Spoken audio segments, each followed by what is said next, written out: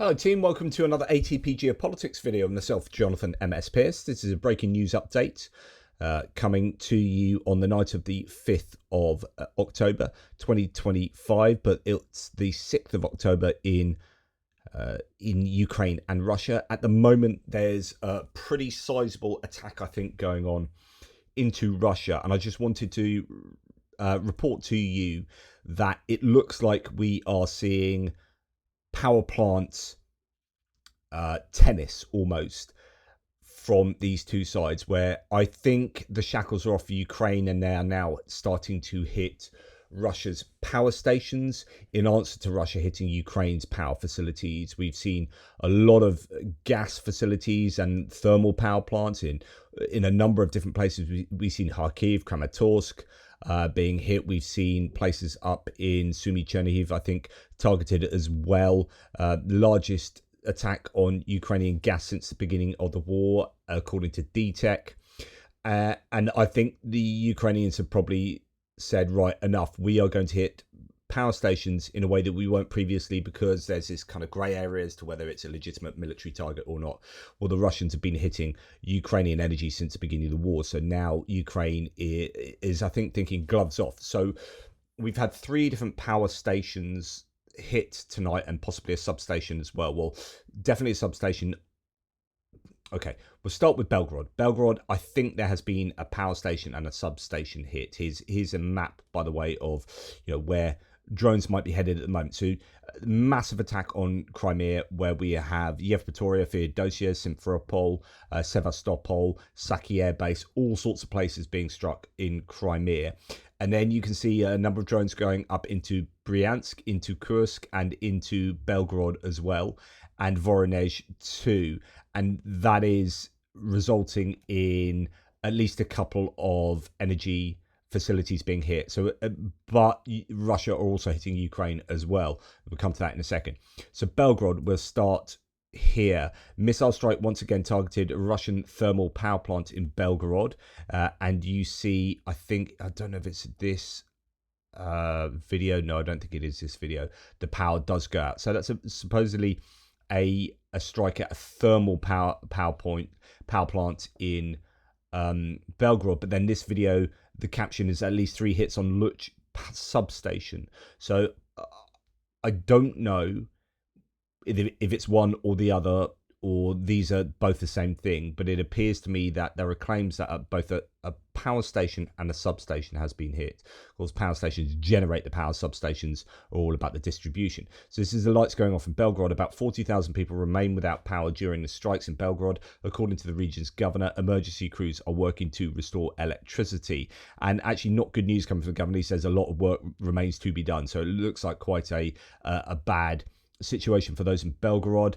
Belgorod city centre is without electricity, as according to this video.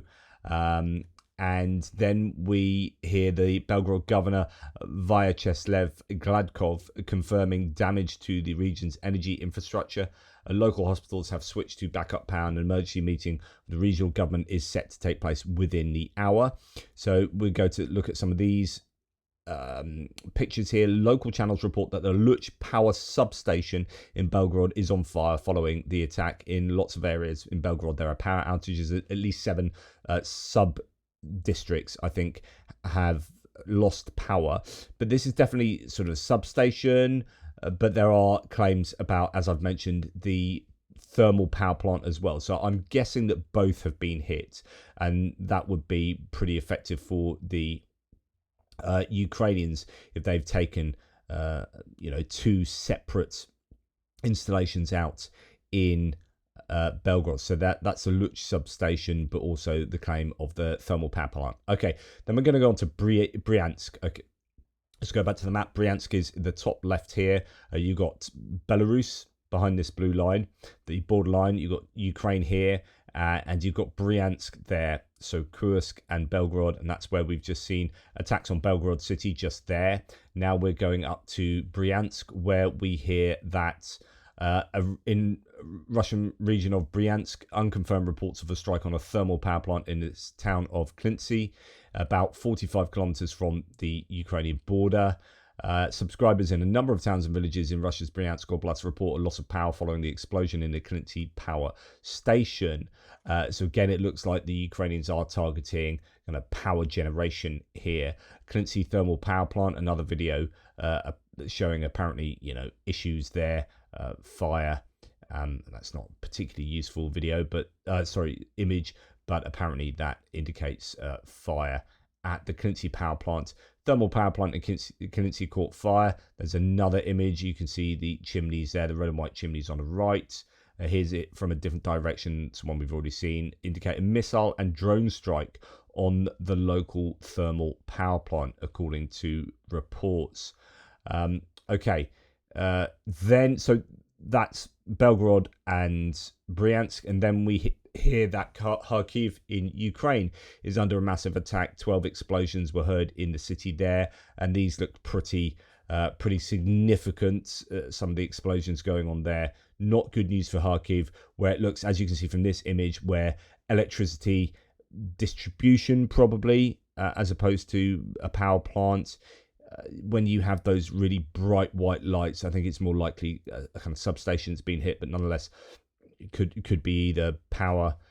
Something has been hit with regard to the power network there, and that's Kharkiv at the moment. So looking pretty challenging. I don't know that there's any other news to add to this. Powerful explosions near Andriivka. Katya airfield is nearby. That's in Crimea. We are awful lot of stuff going on in the US to report.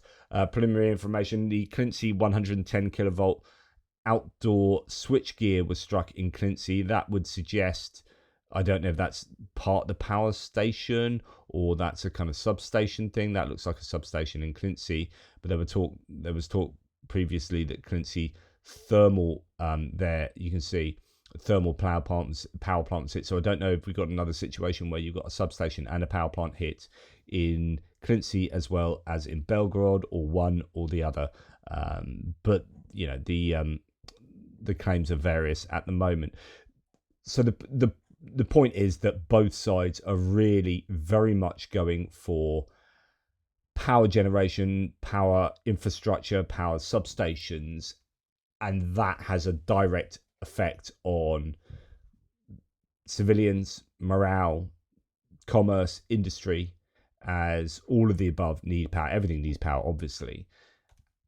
This is potentially Ukraine taking possibly pot shots at some fairly easy targets that are close to the border. You would expect them more readily to be striking for industrial facilities, as we have seen over the course of the war, going as far back as maybe 1,500 kilometers. You talk about the Yelabuga Special Economic Zone, where in Tatarstan, where they're making these Shahed drones. And they've got all these places. We've seen Perm get struck recently, where they're looking at hydrocarbons. So that is the energy industry, but it's not so much power generation as a generation of fuel, the extraction of crude and gas, and then refining those. So obviously they're going to town on as many facilities in that domain as they can to reduce Russia's ability to operate economically and to make money, and forcing them to actually import those refined goods to then cost Russia. And we've also seen them hit the industrial facilities, going an awful long way back into Russia. But if they're going to hit power generation, then it makes sense that they are going to do that as close to the border as possible, because the Russians just have very little opportunity to do anything about that. And it's just like we see in Chernihiv, in Sumy, and particularly in Kharkiv, where if the Russians are sending particularly ballistic missiles, S-300, S-400 surface-to-air missiles used in a ground attack mode, send them at places just across the border, the Ukrainians simply don't have time to react to be able to shoot down those missiles. They don't have time long enough to acquire them as targets, and they don't have the air defenses close enough to shoot them down. The Ukrainians might be using that same approach for cities that are close to the border. Belgorod here is under quite a lot of attention at the moment. And then you've got a number of other places they could go for, obviously Kursk, Bryansk cities. But Klintsy over here is what they seem to have chosen tonight. So Klintsy and Belgorod are the two places. And this could be a dangerous game of energy chicken. But I don't think, to be honest, that the Russians show any signs of letting up there. So the Ukrainians are probably thinking, well, they're going to strike our energy facilities no matter what we do, so we might as well strike theirs and then force them to think twice about what they are doing. So I completely understand why Ukraine would be choosing this, as well as hammering away at their hydrocarbon industry as well. So I guess there'll be more information that emerges overnight. This is kind of early doors. The time in Ukraine, I presume, is it 1 or 2 hours difference? 2 hours difference usually. So it's going to be it's going to be 1:30 in the morning there. I'm sure there'll be more to come from Russia as these drones find their targets. And likewise, the Russians probably have some things up their sleeve. It's been a really torrid couple of nights for the Ukrainians, as the Russians have thrown all sorts of drones and missiles into Ukraine.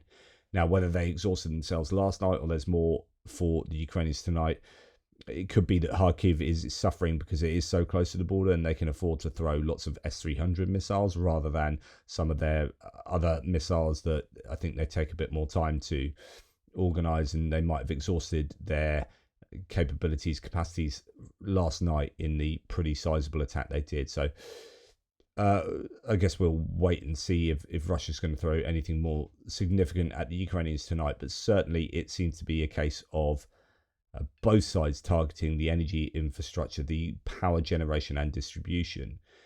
And that's going to hurt both sides. But I think for the Ukrainians, it seems like maybe gloves are off, because this is not the first time in this last week that we've seen power infrastructure be targeted by the Ukrainians. Anyway, let me know what you think. Take care, and I'll speak to you soon.